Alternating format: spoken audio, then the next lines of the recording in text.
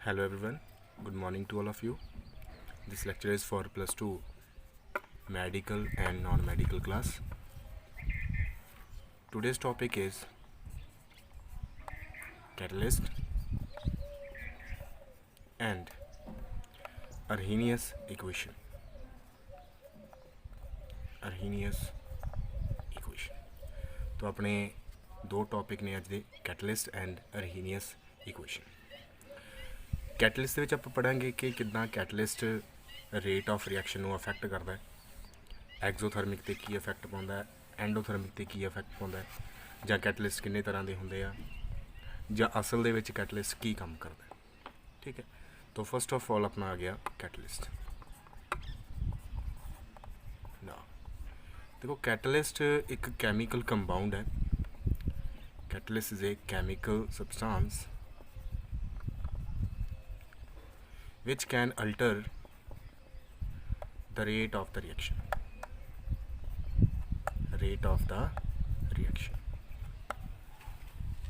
ਜਾਣੀ ਕਿ ਕੈਟਲਿਸਟ ਇੱਕ ਇੱਦਾਂ ਦਾ ਸਬਸਟੈਂਸ ਹੈ ਜਿਹੜਾ ਰੇਟ ਆਫ ਦਾ ਰਿਐਕਸ਼ਨ ਨੂੰ ਅਲਟਰ ਕਰ ਸਕਦਾ। ਅਲਟਰ ਮੀਨਸ ਚੇਂਜ ਕਰ ਸਕਦਾ ਹੈ। ਚੇਂਜ ਦਾ ਮੀਨਿੰਗ ਹੈਗਾ ਜਾਂ ਤਾਂ ਫਾਸਟ ਕਰ ਸਕਦਾ ਹੈ ਜਾਂ ਰਿਐਕਸ਼ਨ ਨੂੰ ਪਹਿਲਾਂ ਨਾਲੋਂ ਸਲੋ ਕਰ ਸਕਦਾ ਹੈ। ਠੀਕ ਹੈ ਜੀ, ਆਪਾਂ ਪਹਿਲਾਂ ਵੀ ਡਿਸਕਸ ਕੀਤਾ ਸੀ ਕੈਟਲਿਸਟ ਜਿਹੜਾ ਰਿਐਕਸ਼ਨ ਰੇਟ ਨੂੰ ਫਾਸਟ ਕਰਦਾ ਹੈ ਇਟ ਮੀਨਸ ਉਹ ਪੋਜ਼ਿਟਿਵ ਕੈਟਲਿਸਟ ਹੈ।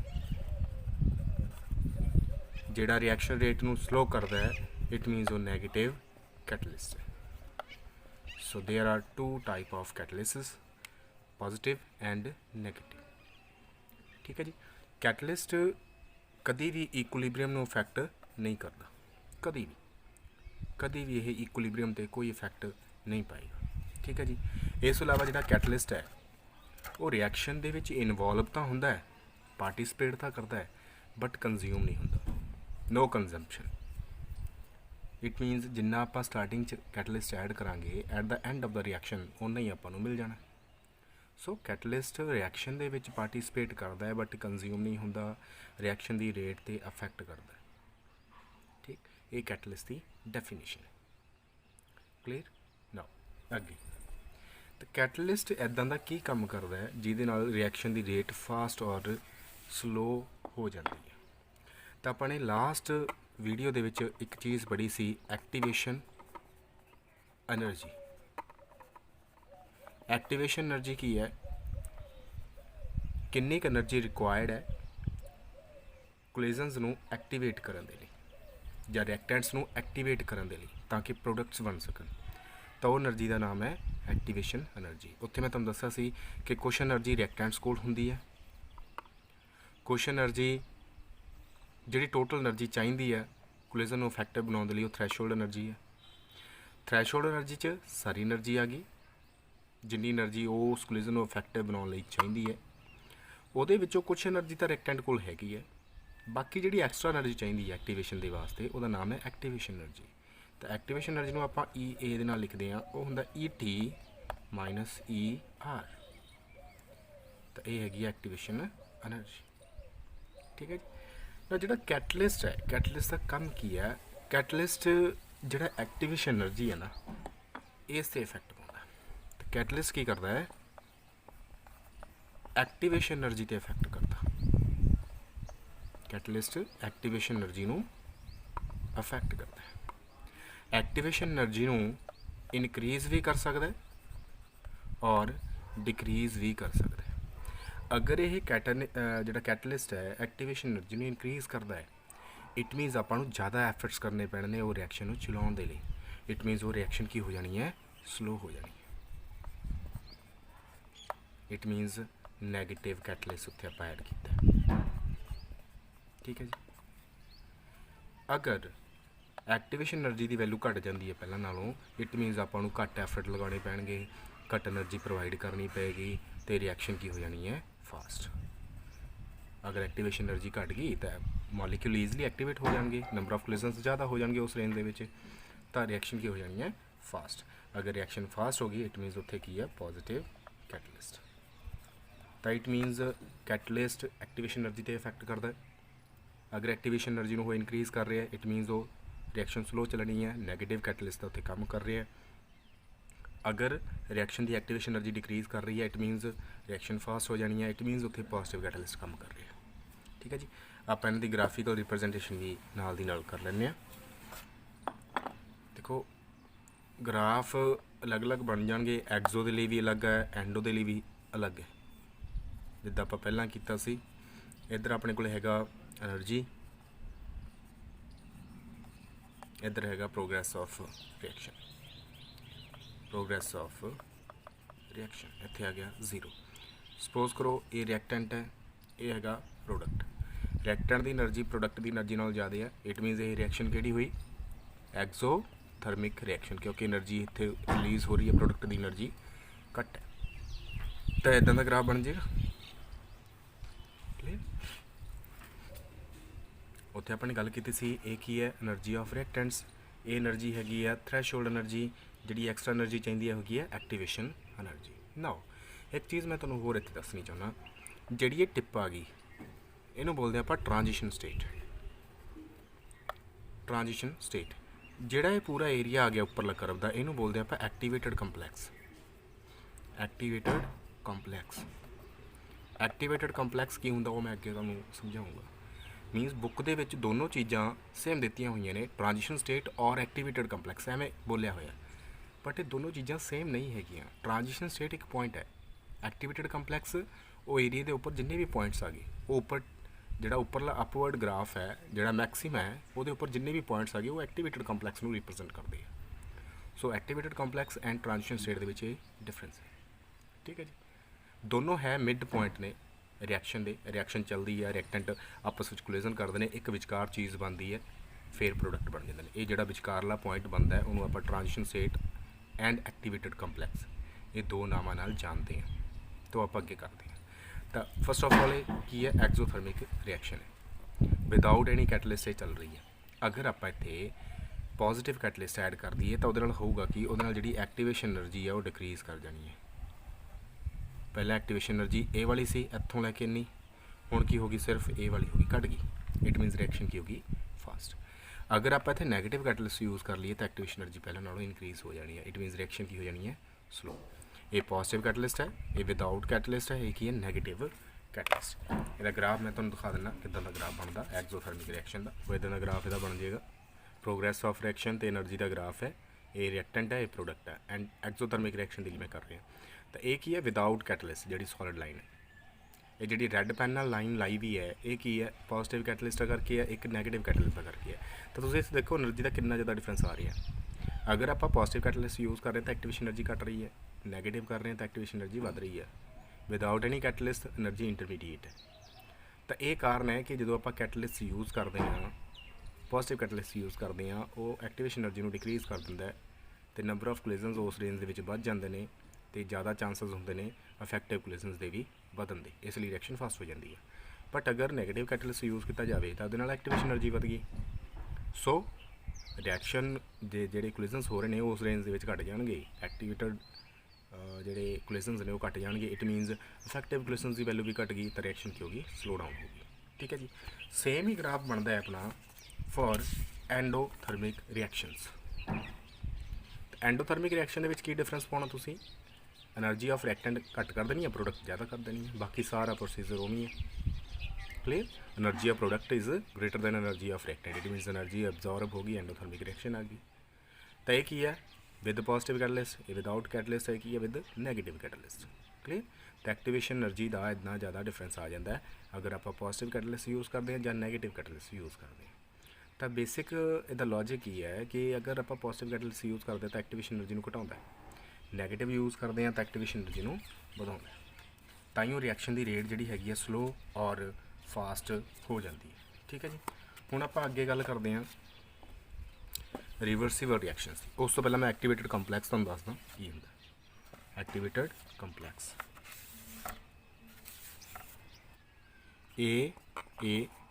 ए कंबाइन करते हैं with B to form product. ठीक है, तो ये हुंदा की है एक ना इंटरमीडिएट स्टेट बनती है जिहदे ए दे बॉन्ड ना तो प्रॉपरली ब्रेक डाउन हुए होंदे ने, ना ही ए दा बी दे नाल बॉन्ड प्रॉपरली बनया हुंदा है। ਸਿੱਧੀ ਜੀ ਗੱਲ ਇਹ ਹੈ ਕਿ ਆਹ ਵਾਲਾ ਬੌਂਡ ਤੇ ਆਹ ਵਾਲਾ ਬੌਂਡ ਨਾ ਤਾਂ ਪ੍ਰੋਪਰਲੀ ਬ੍ਰੇਕ ਡਾਊਨ ਹੋਏ ਹੁੰਦੇ ਨੇ, ਨਾ ਹੀ ਏ ਤੇ ਬੀ ਦੇ ਵਿੱਚ ਪ੍ਰੋਪਰਲੀ ਬੌਂਡ ਬਣੇ ਹੁੰਦੇ ਨੇ। ਇਹ ਇੱਕ ਇੰਟਰਮੀਡੀਏਟ ਸਟੇਟ ਆ ਗਈ, ਠੀਕ ਹੈ, ਜਿਹਨੂੰ ਆਪਾਂ ਕੀ ਬੋਲਦੇ ਹਾਂ, ਐਕਟੀਵੇਟਡ ਕੰਪਲੈਕਸ। ਐਕਟੀਵੇਟਡ ਕੰਪਲੈਕਸ, ਠੀਕ ਹੈ, ਐਕਟੀਵੇਟਡ ਕੰਪਲੈਕਸ। ਰਿਐਕਸ਼ਨ ਦੇ ਵਿਚਕਾਰ ਇੱਕ ਇੱਦਾਂ ਦੀ ਸਟੇਟ ਵੀ ਆ ਜਾਂਦੀ ਹੈ ਜਿੱਥੇ ਅਗਰ ਆਪਾਂ ਇੱਕ ਪੁਆਇੰਟ ਪਿੱਛੇ ਵੱਲ ਨੂੰ ਮੂਵ ਕਰੀਏ ਤਾਂ ਰਿਐਕਟੈਂਟ ਮਿਲ ਜਾਣਗੇ ਆਪਾਂ ਨੂੰ, ਇੱਕ ਪੁਆਇੰਟ ਅੱਗੇ ਮੂਵ ਕਰੀਏ ਤਾਂ ਉਹ ਪ੍ਰੋਡਕਟ ਮਿਲ ਜਾਣਗੇ, ਤਾਂ ਉਹ ਹੁੰਦੀ ਹੈ ਟ੍ਰਾਂਜੀਸ਼ਨ ਸਟੇਟ। ਹੈ ਦੋਨਾਂ 'ਚ ਦੇਖਣ ਨੂੰ ਕੋਈ ਵੀ ਜ਼ਿਆਦਾ ਡਿਫਰੈਂਸ ਨਹੀਂ ਹੈਗਾ, ਬਟ ਅਗਰ ਆਪਾਂ ਇਹਦਾ ਗ੍ਰਾਫੀਕਲ ਪਲੋਟੇਸ਼ਨ ਕਰਦੇ ਹਾਂ ਨਾ, ਤਾਂ ਜਿਹੜੀ ਉੱਪਰਲੀ ਟਿਪ ਆ ਗਈ ਇਹ ਟ੍ਰਾਂਜੀਸ਼ਨ ਸਟੇਟ ਹੈ, ਬਟ ਜਿਹੜਾ ਇਹ ਉੱਪਰ ਜਿੰਨਾ ਵੀ ਅਪਵਰਡ ਏਰੀਆ ਇਹਦੇ ਵਿੱਚ ਜਿੰਨੇ ਵੀ ਪੁਆਇੰਟਸ ਆ ਗਏ ਉਹ ਐਕਟੀਵੇਟਡ ਕੰਪਲੈਕਸ ਨੇ। ਐਕਟੀਵੇਟਡ ਕੰਪਲੈਕਸ ਤੋਂ ਬਾਅਦ ਆਪਣੇ ਕੋਲੇ ਪ੍ਰੋਡਕਟ ਮਿਲ ਜਾਂਦੇ ਨੇ। ਤਾਂ ਇਹ ਸਿੰਪਲ ਜਿਹਾ ਟਾਸਕ ਹੈ, ਸਿੰਪਲ ਜਿਹਾ ਲੌਜੀਕਲ ਥੋੜ੍ਹਾ ਜਿਹਾ ਹੈਗਾ ਜਿਹੜਾ ਤੁਸੀਂ ਧਿਆਨ ਨਾਲ ਕਰਨਾ, ਠੀਕ ਹੈ ਜੀ। ਤਾਂ ਅੱਗੇ ਆਪਾਂ ਕਰਦੇ ਹਾਂ ਰਿਵਰਸੀਬਲ ਰਿਐਕਸ਼ਨਸ। ਅਗਰ ਆਪਣੇ ਕੋਲੇ ਰਿਵਰਸੀਬਲ ਰਿਐਕਸ਼ਨਸ ਹੋਣ, ਉਹਨਾਂ ਦੀ ਗ੍ਰਾਫੀਕਲ ਰਿਪਰੈਜ਼ੈਂਟੇਸ਼ਨ ਆਪਾਂ ਕਿੱਦਾਂ ਕਰਨੀ ਹੈ। Reversible reactions, clear. ਤਾਂ ਰਿਵਰਸੀਬਲ ਰਿਐਕਸ਼ਨਸ ਹੁੰਦੀਆਂ ਨੇ ਜਿਹੜੀਆਂ ਰਿਵਰਸ ਦੇ ਵਿੱਚ ਵੀ ਚੱਲ ਸਕਦੀਆਂ ਨੇ। ਹੋ ਸਕਦਾ ਫਾਰਵਰਡ ਰਿਐਕਸ਼ਨ ਐਗਜ਼ੋਥਰਮਿਕ ਹੋਵੇ ਅਤੇ ਬੈਕਵਰਡ ਰਿਐਕਸ਼ਨ ਐਂਡੋਥਰਮਿਕ ਹੋਵੇ। ਹੋ ਸਕਦਾ ਫਾਰਵਰਡ ਐਂਡੋਥਰਮਿਕ ਹੈ ਅਤੇ ਜਿਹੜੀ ਬੈਕਵਰਡ ਹੈ ਉਹ ਕੀ ਹੈ, ਐਗਜ਼ੋਥਰਮਿਕ ਹੈ। ਤਾਂ ਇੱਦਾਂ ਕਰਕੇ ਜਿਹੜੀਆਂ ਰਿਵਰਸੀਬਲ ਰਿਐਕਸ਼ਨਸ ਨੇ ਆਪਣੇ ਕੋਲੇ ਹੁੰਦੀਆਂ ਨੇ। ਇਟ ਮੀਨਸ ਦੋ ਤਰ੍ਹਾਂ ਦੀਆਂ ਰਿਐਕਸ਼ਨਸ ਆ ਗਈਆਂ ਆਪਣੇ ਕੋਲੇ। ਇੱਕ ਦੇ ਵਿੱਚ ਫਾਰਵਰਡ ਰਿਐਕਸ਼ਨ ਅਗਰ ਐਗਜ਼ੋਥਰਮਿਕ ਹੈ, ਬੈਕਵਰਡ ਰਿਐਕਸ਼ਨ ਇਜ਼ ਐਂਡੋਥਰਮਿਕ, ਠੀਕ ਹੈ। ਤਾਂ ਆਪਾਂ ਇਹਦਾ ਗ੍ਰਾਫੀਕਲ ਪਲੋਟੇਸ਼ਨ ਹੀ ਕਰਦੇ ਹਾਂ। ਇੱਧਰ ਆਪਣੇ ਕੋਲ ਹੈਗੀ ਐਨਰਜੀ, ਇੱਧਰ ਹੈਗਾ progress of reaction, energy and progress of reaction. ਇੱਥੇ ਆਪਣੇ ਕੋਲ ਹੈਗੇ ਨੇ ਰਿਐਕਟੈਂਟ, ਇੱਥੇ ਆਪਣੇ ਕੋਲ ਹੈਗੇ ਨੇ ਪ੍ਰੋਡਕਟ, ਠੀਕ ਹੈ ਜੀ। ਇਹ ਇੱਦਾਂ ਗ੍ਰਾਫ ਜਿਹੜਾ ਹੈਗਾ ਉਹ ਆਪਣਾ ਬਣ ਗਿਆ। ਇਹ ਤਾਂ ਹੋ ਗਈ ਫਾਰਵਰਡ ਰਿਐਕਸ਼ਨ, ਇਕੱਲੀ ਫਾਰਵਰਡ। ਸਪੋਜ਼ ਕਰੋ ਆਪਾਂ ਦੁਬਾਰਾ ਇਹ ਤੋਂ ਰਿਐਕਟੈਂਟ ਲੈਣੇ ਆ, ਇਹਦੇ ਸਾਹਮਣੇ ਬਣਾ ਲਿਆ ਮੈਂ। ਇਟ ਮੀਨਸ ਦੁਬਾਰਾ ਇਹਨੂੰ ਫੇਰ ਐਕਟੀਵੇਟ ਕਰਨਾ ਪਏਗਾ ਤਾਂ ਕਿ ਇਹ ਰਿਐਕਟੈਂਟ ਬਣਾ ਸਕਣ। ਹੁਣ ਦੇਖੋ ਇੱਥੇ ਐਨਰਜੀ ਆਫ ਰਿਐਕਟੈਂਟ ਅਤੇ ਐਨਰਜੀ ਆਫ ਪ੍ਰੋਡਕਟ ਡਿਫਰੈਂਸ ਹੈ, ਇਹ ਜ਼ਿਆਦਾ ਹੈ ਇਹ ਘੱਟ ਹੈ। It means forward reaction exothermic ਹੈ, ਕਲੀਅਰ। ਨਾਓ ਅੱਗੇ ਦੇਖੋ ਇਹਦੇ ਵਿੱਚ ਜਿਹੜੀ ਐਕਟੀਵੇਸ਼ਨ ਐਨਰਜੀ ਆ ਉਹ ਇੰਨੀ ਜ਼ਿਆਦਾ ਦੇਣੀ ਪਈ ਆਪਾਂ ਨੂੰ, ਏ। ਇੱਥੇ ਆਪਣੇ ਕੋਲ ਪ੍ਰੋਡਕਟ ਬਣ ਗਏ, ਪ੍ਰੋਡਕਟ ਤੋਂ ਪ੍ਰੋਡਕਟ ਤੋਂ ਬਾਅਦ ਆਪਾਂ ਨੇ ਰਿਐਕਟੈਂਟ ਤਿਆਰ ਕਰਨੇ ਨੇ। ਇਟ ਮੀਨਸ ਆਪਾਂ ਨੂੰ ਹੁਣ ਐਕਟੀਵੇਸ਼ਨ ਐਨਰਜੀ ਇੰਨੀ ਚਾਹੀਦੀ ਹੈ, ਇੱਥੋਂ ਲੈ ਕੇ ਇੱਥੇ ਤੱਕ। ਇਹ ਹੋ ਗਈ ਐਕਟੀਵੇਸ਼ਨ ਐਨਰਜੀ ਬੈਕਵਰਡ ਰਿਐਕਸ਼ਨ ਦੀ, ਇਹ ਐਕਟੀਵੇਸ਼ਨ ਐਨਰਜੀ ਫਾਰਵਰਡ ਰਿਐਕਸ਼ਨ ਦੀ। ਹੁਣ ਇੱਥੇ ਦੇਖੋ ਤੁਸੀਂ, ਐਕਟੀਵੇਸ਼ਨ ਐਨਰਜੀ ਜਿਹੜੀ ਆਪਾਂ ਬੈਕਵਰਡ ਰਿਐਕਸ਼ਨ ਲਈ ਕਰ ਰਹੇ ਹਾਂ ਉਹ ਗ੍ਰੇਟਰ ਦੈਨ ਹੈ activation energy for forward reaction.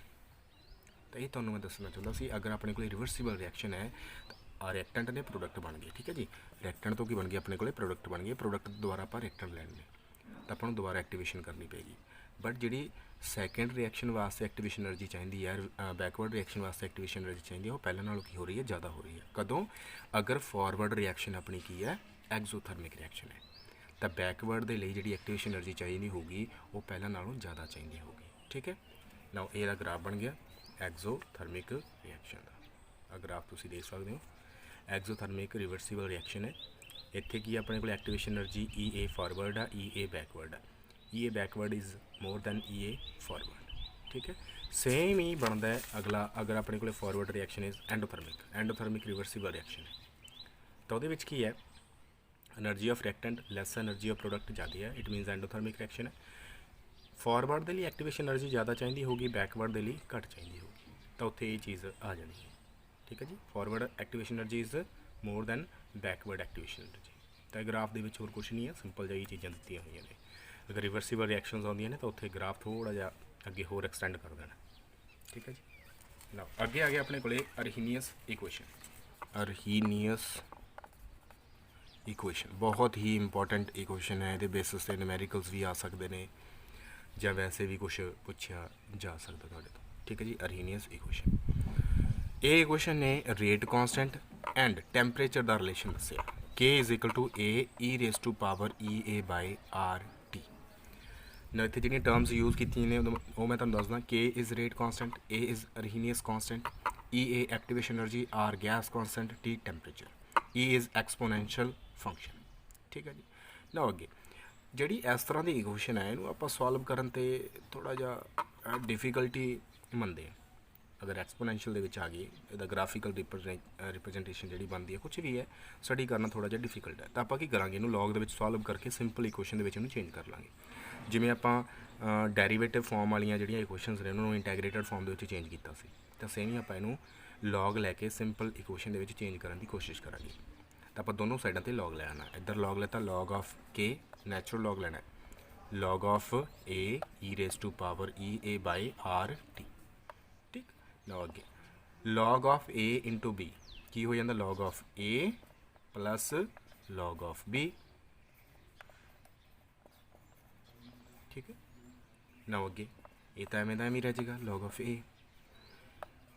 Log किसी टर्म का लेना होवे उहदी पावर होवे तो पावर की आ जाती है अगे, तो इत्थे आ गया पावर अगे minus E A by R T.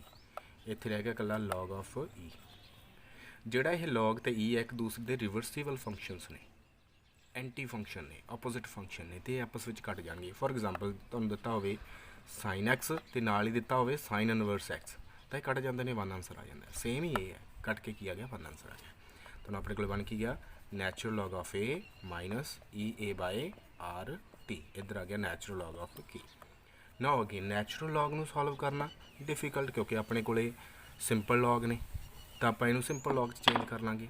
किमें मूरे 2.303 log to the base 10 K is equal to 2.303 log of A minus E A by R T.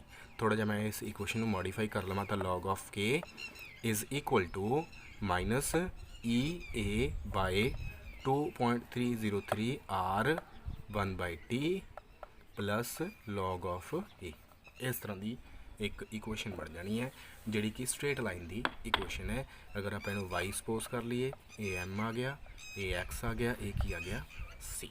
ठीक है, स्ट्रेट लाइन की एक इक्वेशन बन गई ना। स्ट्रेट लाइन की इक्वेशन तो बन गई, इत्थे जिहड़ी स्लोप अपने को की आ रही है नैगेटिव आ रही है।